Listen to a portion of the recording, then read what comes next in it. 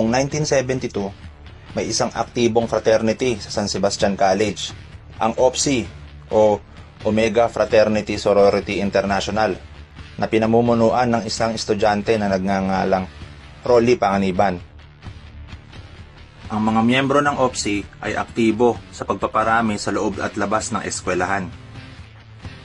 Isang Navy personnel na si Robert Smith na galing Missouri, USA, ang sumali sa OPSI na noon ay naka-assign sa Naval Base sa Cavite. Dumating ang panahon na na-reassign si Smith sa USA. Nakapag-recruit siya ng mga kaibigan niya at ilan sa mga kakilala bilang miyembro ng fraternity. At doon na nagsimula ang paglaganap ng OPSI sa iba't ibang bansa. Samantala, meron ding isang fraternity sa University of Santo Tomas, ang Alpha Kappa Kappa, na naitatag naman noong August 8, 1973, na pinamumunuan naman ni Jose Boy Chua. Ang Alpha Kappa Kappa ay nagpropose ng isang merger o pakikipag-isa sa OPSI upang matulungan at mapalakas ng isa't isa ang kanilang mga puwersa dahil na rin sa paglaganap ng frat war noong mga panahong yun.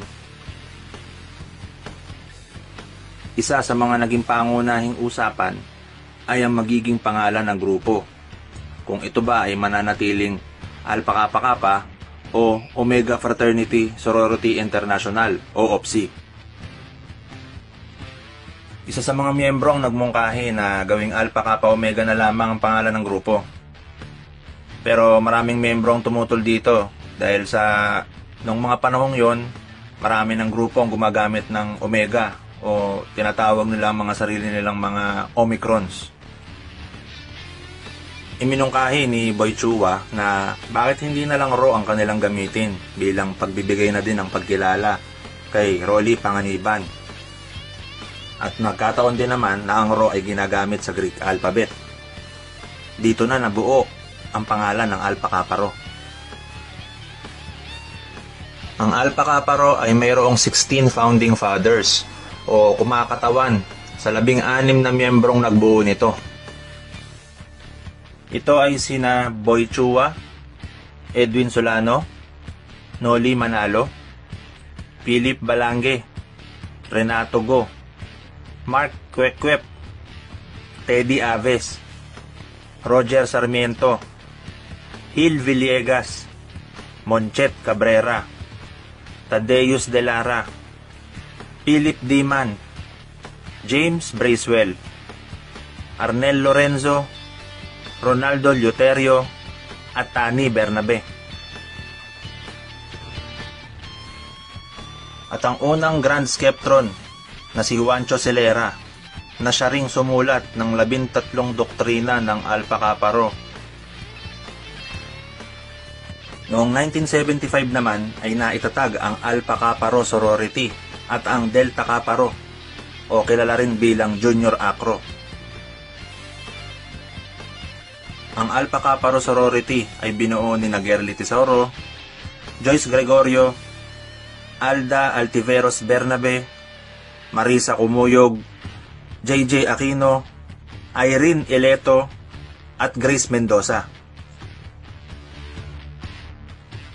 Ang Delta Kappa Rho naman o Junior Acro ay isa rin sa mga dahilan kung bakit dumami ang mga miyembro ng grupo dahil na rin sa pagre-recruit nila ng mga fourth year students ng mga panahon na yon.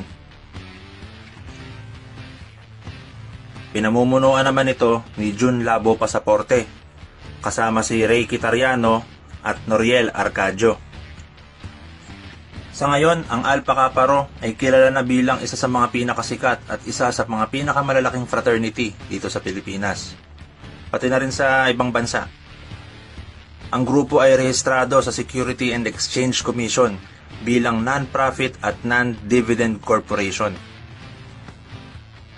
Kagaya ng ibang mga fraternity, ang layunin kung bakit itinatag ang Alpha Kappa Rho ay upang mapalaganap ang pinakamataas na pamantayan ng katapatan, pakikisama, at paggalang sa bawat isang miyembro.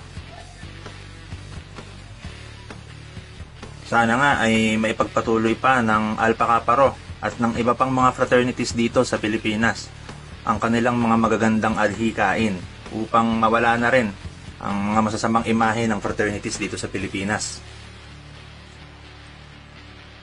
Para sa lahat ng fratmen, ako'y rumerespeto sa grupo ng bawat isa.